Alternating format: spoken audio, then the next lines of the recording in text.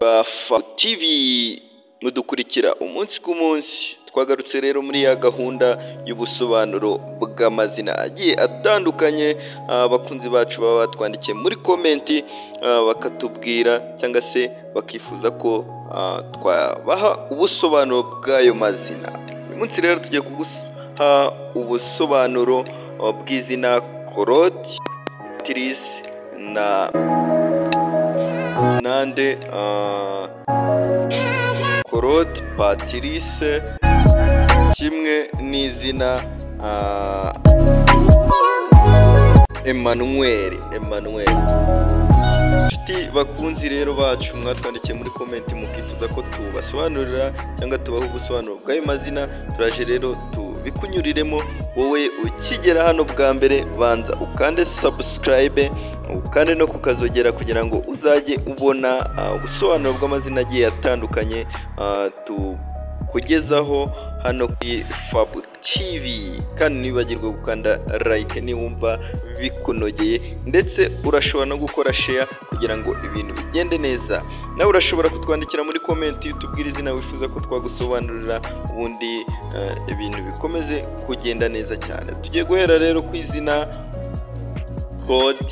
Claude rero izina Claude rikomoka mu rurimi rw'ikilatini Claudius, izina rero ry'umuryango wa Baromani.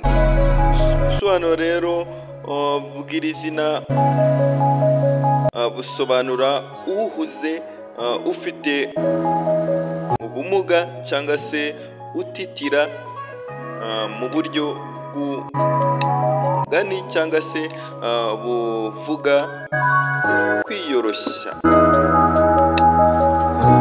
Igisobanuro rero cyimbitse cy'izina Claude rero ashobora gufatwa nk'umuntu wiyoroshya, wicisha bugufi ariko ufite ubwenge n'ubushobozi.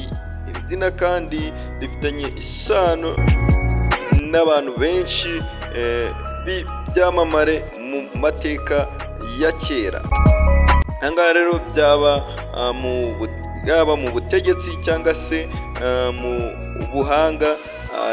Iri zina Claude byagiye bikunze kugaragara ku bantu bari muri ubwo buryo. Reka dukomeze rero n'izina Patrice rero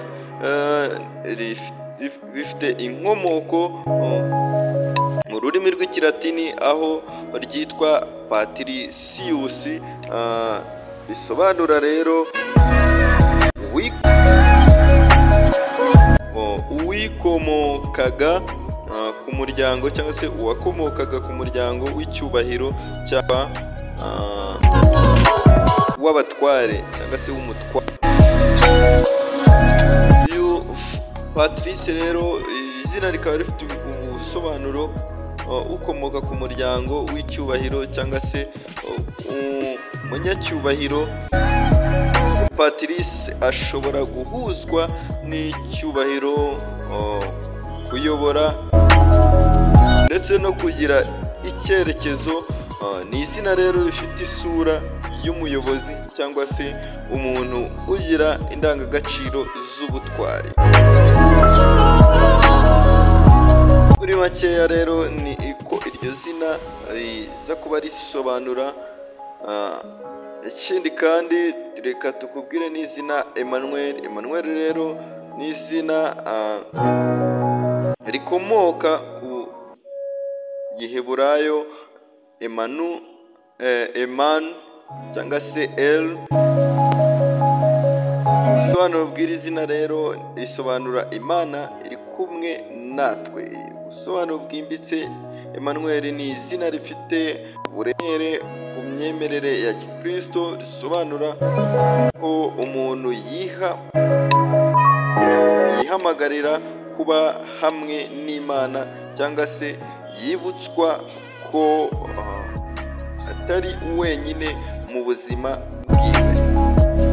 Kunze rero gukoreshwa riherekejwe n'ibyiringiro n'icyizere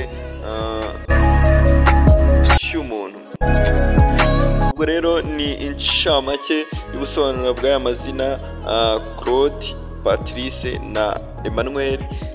Ushaka rero kumenya ubusobanuro bwimbitse burenze kuri iri zina Emmanuel by'umwihariko dushobora kubigusobanurira, ushobora kutwandikira kuri comment cyangwa se ukatwandikira kuri ya nomero tukaguha ubusobanuro bwimbitse kuri aya mazina tubasobanuriye. Iyi ni FAB TV rero, ugenda udakanze subscribe ndetse utwandikire muri comment tubwire nawe izina wifuza ko tugusobanurira. Turaje mu kanya tuguha ubusobanuro bw'ayandi mazina agiye atandukanye. Iyi ni FAB TV, turabakunda cyane.